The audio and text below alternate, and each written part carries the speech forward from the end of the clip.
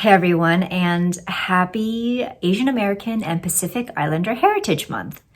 Because May is devoted to this observance, I thought it would be a great time to finally have a chat with you guys about the Morning Calm Oracle.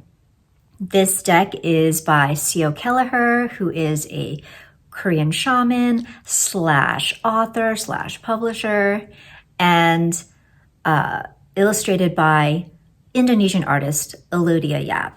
I will leave their Instagram handles below, as well as any information about how to purchase the deck and anything else.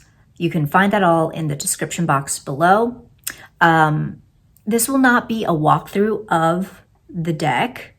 Sio has a flip through of it on her Instagram. She also has a story reels highlight of the Morning Calm Oracle in its whole production process, etc. So I highly encourage you to check that out. That's on her bio page. She has an interview with Alodia, so that's cool. So once again, I will leave everything below. I backed this deck on Kickstarter last summer, and the campaign was so fast and smooth sailing. We actually received our decks a lot sooner than anticipated, and Sia was great about keeping us updated on the status of the decks. And spoiler alert, I love this deck. I loved it even before I had it in my hands, because Korean culture and ancestry is a central theme in this deck.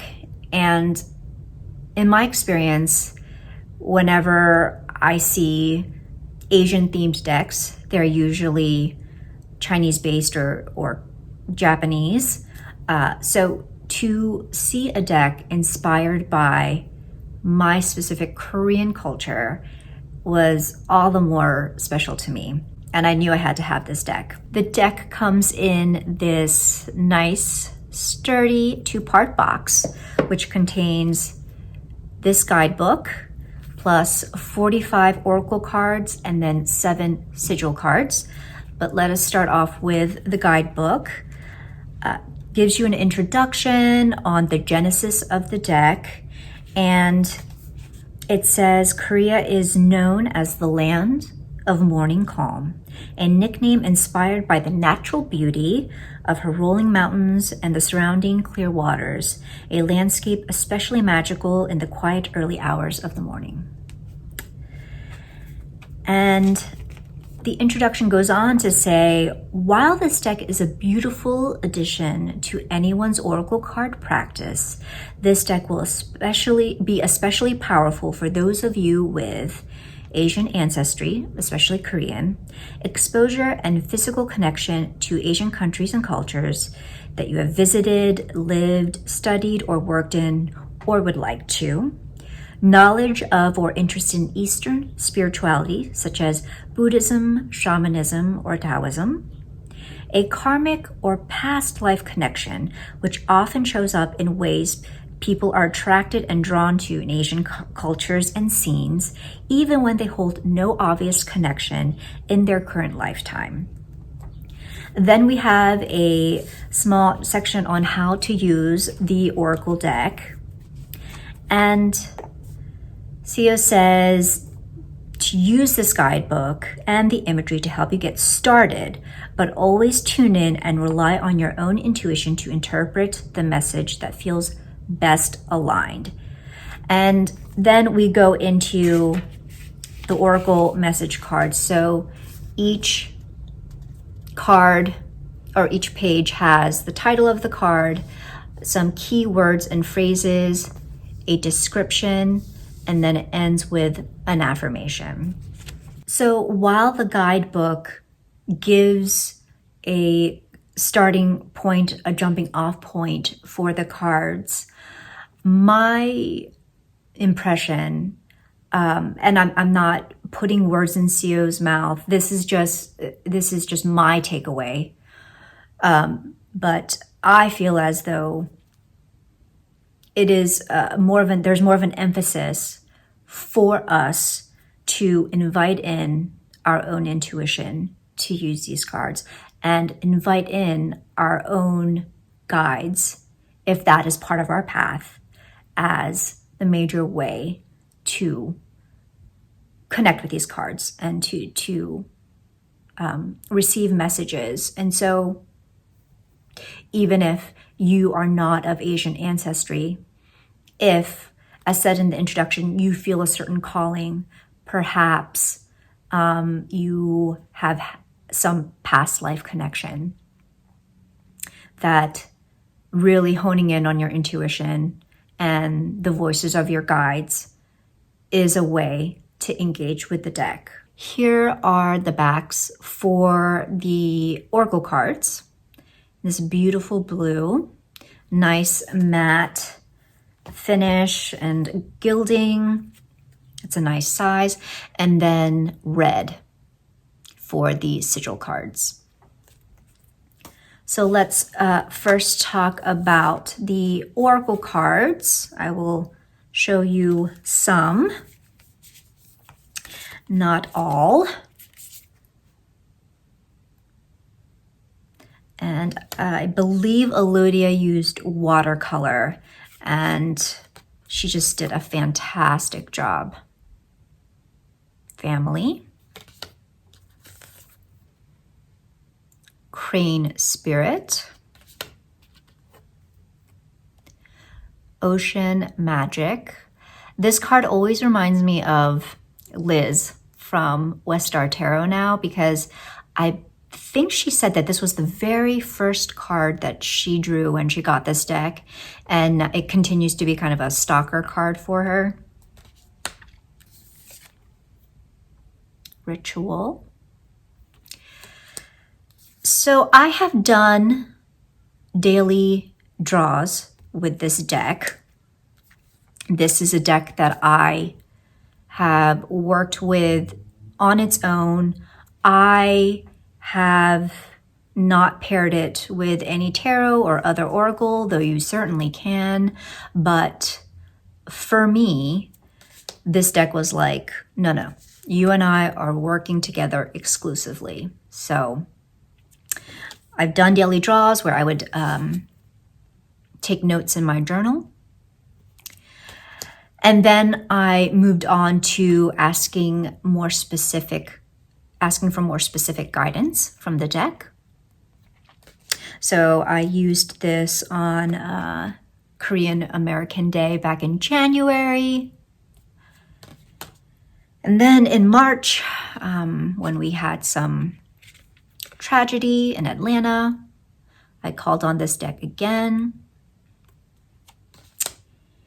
And just recently, I used this deck for specific guidance and validation on a very kind of difficult situation. And rather than giving me validation on what I thought I should do for the situation, it instead validated feelings that I was trying to suppress within myself. And the messages were telling me that my feelings were also valid, and what I want to do in the situation versus what I should do in the situation are actually one and the same. So if that makes any sense. But it was a very illuminating reading. And this is definitely a deck that is just, it's a whole package deal. It provides affirmations. It provides very specific guidance, and it provides comfort. Now I want to chat with you about a few cards specifically, because in Sio's Instagram, she has a few posts that provide some additional details about these cards that I found to be really interesting and lovely to learn about. And so I thought I would share them with you. So this is text taken straight from CEO's Instagram posts. So I will just be reading them to you, and I will also try to read and pronounce the Korean words to the best of my ability, okay? So let us start off with this card, Call to Prayer. CEO says, in every traditional Korean home, the clay pot station, 장독대, was a must-have fixture, probably like today's refrigerator or microwave. In these clay pots were various condiments, soy sauces, many types for different uses of cooking and years of fermentation and aging, fermented soybean pastes in various savoriness and spiciness. The clay pot station is now mostly a novelty, though still used by some professional chefs or those living in the rural areas with traditional style homes. Most modern-day Koreans live in apartments and homes without this cultural must-have of the past. I chose this image for this card because of the spiritual significance of this area of the home. Back in the day, most Koreans lived very spiritually connected lives, honoring ancestors, seeking balance with nature spirits, and praying to deities known to have specific powers to help. This was a common way of life for everyone, not just for spiritual people like shamans or monks. Women of the household often did their prayers at this clay pot station in early hours of the morning when it was still dark and quiet. They would make a simple altar of clear, fresh water in a bowl as an offering. They would pray to the spirits of ancestors and other deities for family's health, abundance, success, etc. The next card is Sisterhood, and CEO says, Chuseok is one of the biggest traditional holidays in Korea. It is on the 8th full moon, 15th day of the 8th month in the lunar calendar, right before the autumn harvest.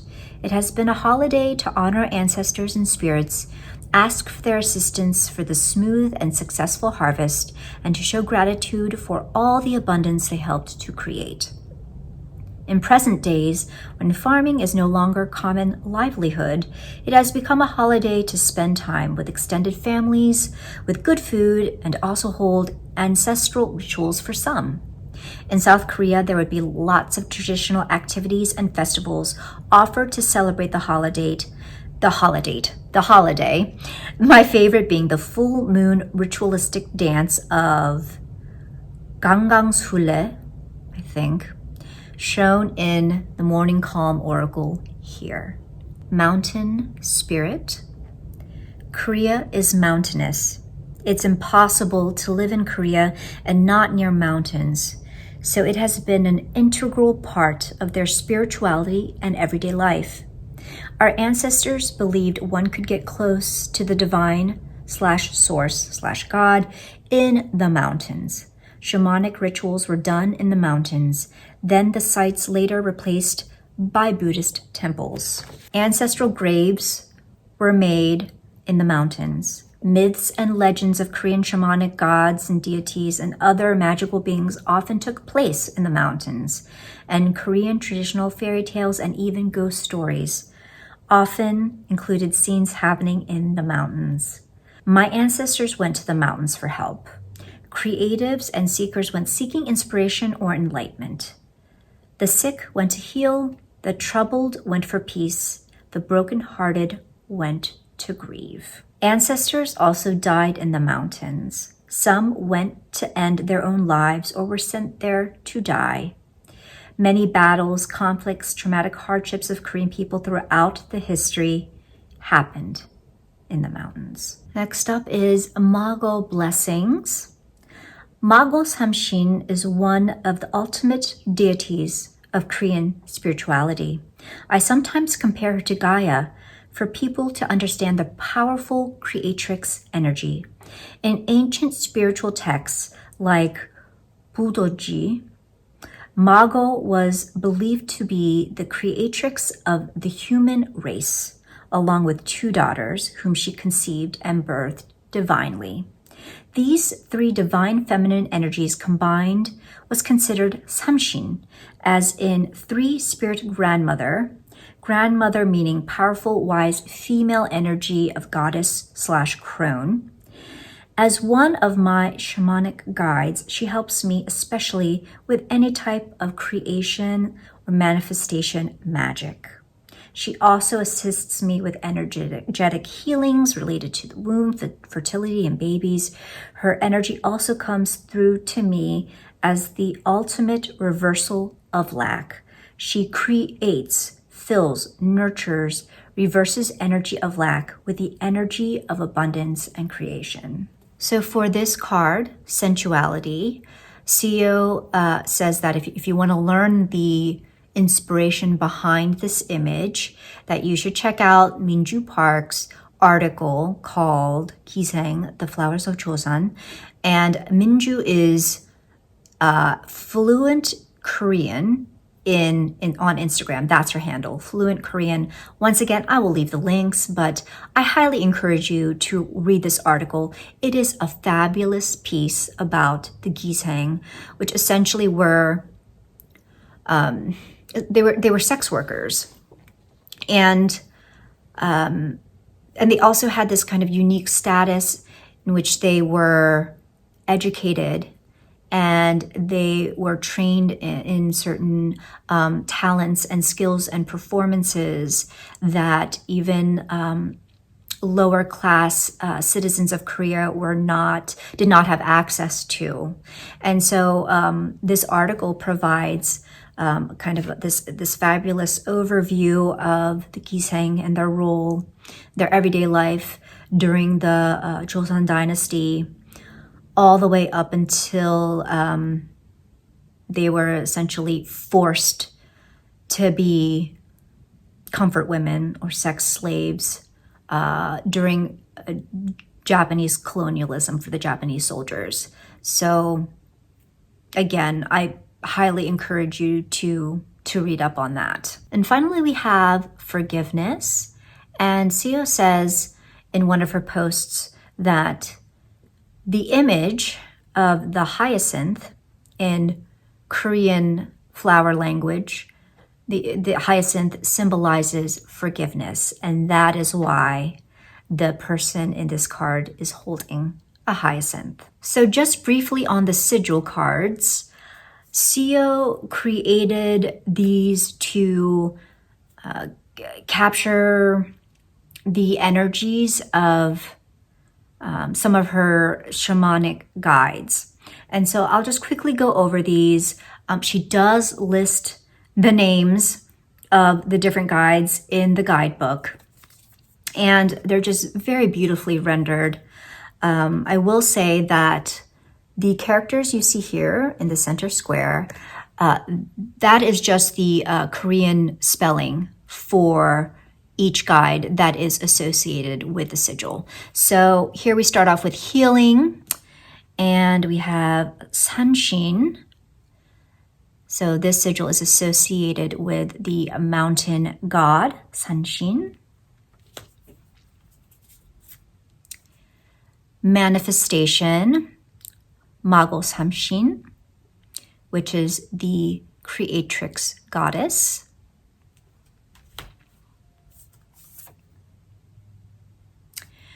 Creativity, Seongkwan-dosa. So this is the spiritual guide for wisdom and writing.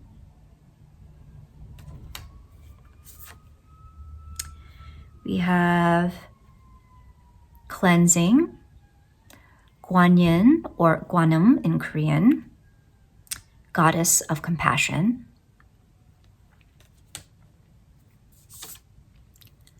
Psychic power, Bari Gongju or Bari Princess. She is the goddess of the underworld and of shamans.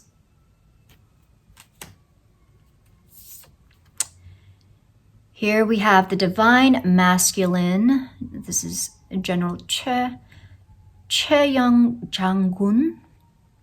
I think I butchered that, but he is associated with protection and power. And then finally, the Divine Feminine Sigil. Heavenly Maiden, Jeonsang Sonyo. I think I butchered that one too, but there you have it. So these are cards that you can use in any way you'd like, really. You can use them to round out a tarot reading or an oracle reading. You can use them in ritual work as part of your meditative practice. You can put them on your altar or sacred space to call in certain energies. I mean, there are numerous ways that these sigil cards can be of use. And for my part, I've only been using them for ritual work, intention setting, which is not to say I won't use them for in other ways, but for now, I have been called to use them for those intentions. If you stayed with me for this long, thank you very much. I hope you enjoyed hearing some of my thoughts on this deck and how I use it. If you have any specific questions about the deck, such as some of the images or anything else, feel free to leave those questions in the comments section below, and I will do my best to direct CO over to the comment section to address your questions. And to end this video, I do want to let you know that CO is launching another Kickstarter campaign, and she is not paying me to say this or promote this, but I am hella excited about this. And so the Kickstarter campaign launches on May 4th. So by the time this video is posted, it very well may have already begun. But CO has created a book called Return, Korea's Rituals of Death, Spirits, and Ancestors. It's a collection of photographs, poetry, and essays documenting Korea's culture and beliefs around death, afterlife, and reincarnation. So if that is of interest to you, I would suggest you hop on over to Kickstarter and check out her campaign for more details. I will leave a link to that as well in the description box. Thank you once again for being here, and until the next time, hope that you are all staying safe and you're all doing well.